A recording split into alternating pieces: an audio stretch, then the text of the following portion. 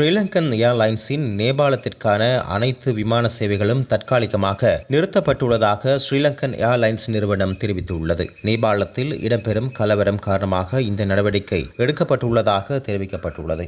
எல்ல வெள்ளவாய வீதியில் விபத்துக்குள்ளான பேருந்தின் உரிமையாளர் கைது செய்யப்பட்டுள்ளதாக போலீசார் தெரிவித்துள்ளனர். கடந்த 4ஆம் தேதி இரவு சுற்றுலா சென்று மீண்டும் திரும்பிக் கொண்டிருந்த தங்காலை நகரசபை ஊழியர்கள் மற்றும் அவர்களது குடும்பத்தினரை ஏற்றிச் சென்ற பேருந்து எல்ல வெள்ளவாய பிரதான வீதியில் பள்ளத்தாக்கில் கவிழ்ந்து விபத்துக்குள்ளானதில் பேருந்தின் சாரதி உட்பட 15 பேர் உயிரிழந்தனர். விபத்தில் காயமடைந்த 17 பேர் பதுளை, பண்டாரவளை மற்றும் தியத்தலாவை வைத்தியசாலைகளில் சேர்க்கப்பட்டனர். அதன் பின்னர் பலர் சிகிச்சை பெற்று வெளியேறிய நிலையில் தொடர்ந்தும் 10 பேர் வரை சிகிச்சை பெற்று வருவதாக தெரிவிக்கப்பட்டுள்ளது.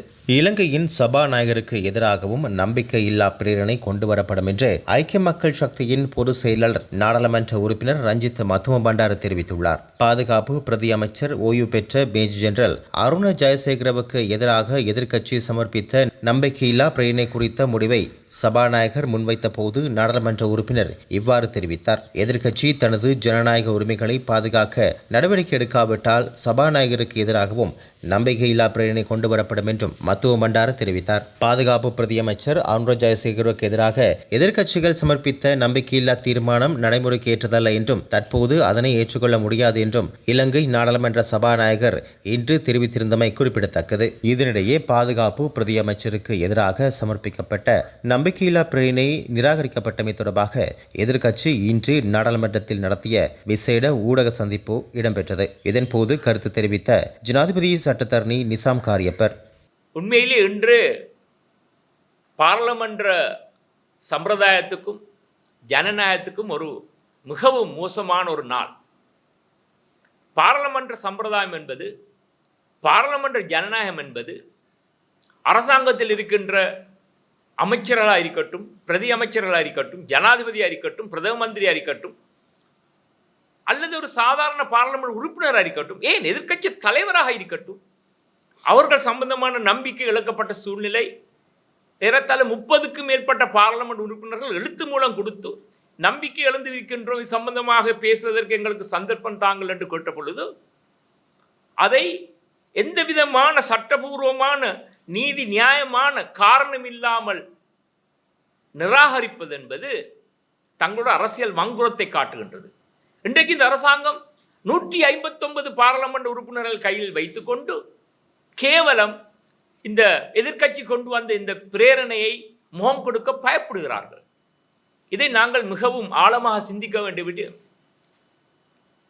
இந்த உயிர்த்த ஞாயிறு சம்பந்தமாக நாங்கள் கொண்டு வந்த விடயம், உயிர்த்த ஞாயிறு சம்பந்தமாக நான் பாராளுமன்றத்தில் சொன்ன விடயம், அது சம்பந்தமாக எங்களுடைய பாராளுமன்ற முஜிபுர் ரஹ்மான் கொண்டு வந்த விடயம், அது சம்பந்தமாக மற்ற பாராளுமன்ற உறுப்பினர் கொண்டு வந்த விடயம், இதெல்லாம் உள்ளடக்கப்பட்ட விடயம் சம்பந்தமாக உத்தியோகபூர்வமாக பதில் சொல்ல வேண்டிய அரசாங்கம் தொடர்ச்சியாக அதை அந்த பொறுப்பிலிருந்து தன்னை தள்ளி வைத்து கொண்டு அந்த பொறுப்பிலிருந்து தன்னை விடுவித்துக் கொண்டிருக்கின்றது. உத்தியோகபூர்வமாக என்னுடைய அறிக்கைக்கோ அல்லது இன்றைக்கு கொண்டு வரப்பட்ட நம்பிக்கையில்லா தீர்மானம் சம்பந்தமான விடயங்களை பேசுவதற்கான சந்தர்ப்பம் வழங்கவில்லை. முக்கிய காரணம், அவர்கள் இது சம்பந்தமாக பேச முடியாது. எப்படி செய்கின்றார்கள்? இன்று சபாநாயகர் ஸ்பீக்கர் சபாநாயகர் நெவே දෙමළින් සභානායක කියන්නේ කතානායකතුමාට சபாநாயகர் பாராளுமன்றத்தில் வந்து தான் இதை சொல்ல போகிறேன் என்ற விடயத்தை கூட சொல்லாமல் மறைத்து வைத்து திடீரென்று தன்னுடைய அறிவித்தலில் இதை கொண்டு வருகிறார்கள். தான் சொல்வது சரி என்றால் ஏன் இதை தைரியமாக பகிரங்கமாக நாளைக்கு நான் இதை சொல்ல போகிறேன் என்று எங்களுக்கு சொல்லியிருக்கலாம் தானே? சொல்லவில்லை. ஆகவே நிச்சயமாக இந்த எங்களை பொறுத்தவரை இது ஜனநாயகத்துக்கு பாரியொரு அடி.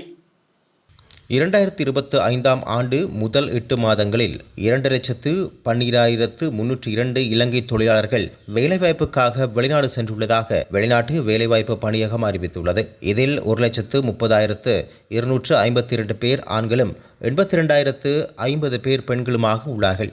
மேலும் 2025ஆம் ஆண்டின் முதல் 8 மாதங்களில் வெளிநாடுகளில் பணிபுரியும் இலங்கையர்கள் 5.11 பில்லியன் அமெரிக்க டாலர்களை நாட்டிற்கு அனுப்பியுள்ளதாகவும் குறிப்பிடப்பட்டுள்ளது. இலங்கை போக்குவரத்து சபையின் கொழும்பில் உள்ள மத்திய பேருந்து முனையம் நாளை முதல் 10 மாத காலத்திற்கு மூடப்படும் என்று அறிவிக்கப்பட்டுள்ளது. முனையத்தின் புனரமைப்பு பணிகள் காரணமாக இந்த நடவடிக்கை மேற்கொள்ளப்பட்டுள்ளது. இந்த பணிகள் முடியும் வரை புறக்கோட்டை, போதிராஜ மாவத்தை, குணசிங்கபுரம் மற்றும் பாஸ்தியன் மாவத்தை ஆகிய இடங்களில் இருந்து இலங்கை போக்குவரத்து சபை பேருந்துகள் இயக்கப்படும் என்று போக்குவரத்து சபையின் பிரதி பொது முகாமையாளர் PHRD சந்திரசிறி தெரிவித்தார். ஊடகங்களுக்கு பேசிய அவர் இந்த காலகட்டத்தில் புனரமைப்பு பணிகளை இலங்கை விமானப்படை மேற்கொள்ளும் என்றும் கூறினார். ஒருங்கிணைந்த கால அட்டவணையின் கீழ் உள்ளவை உட்பட நீண்ட தூர பேருந்துகள் பாஸ்டியன் மாவத்தை பேருந்து பணிமனையிலிருந்து இயக்கப்படும் என்றும் ஏனைய குறுகிய தூர பேருந்துகள் போதிராஜா மாவட்டத்திலிருந்து இயக்கப்படும் என்றும் அவர் கூறினார். அரசாங்கத்தின் கிளீன் ஸ்ரீலங்கா தேசிய திட்டத்தின் கீழ் இந்த புனரமைப்பு பணிகள் முன்னெடுக்கப்படுகின்றன. செப்டம்பர் 15ஆம் தேதி ஜனாதிபதி அனுரகுமார திசாநாயக்கவின் தலைமையில் இந்த புனரமைப்பு திட்டம் அதிகாரப்பூர்வமாக தொடங்கப்படும். ஒரு வருடத்திற்குள் முடிக்க எதிர்பார்க்கப்படும் இந்த திட்டத்திற்காக 540 மில்லியன் ரூபாய் ஒதுக்கப்பட்டுள்ளதாக தெரிவிக்கப்பட்டுள்ளது.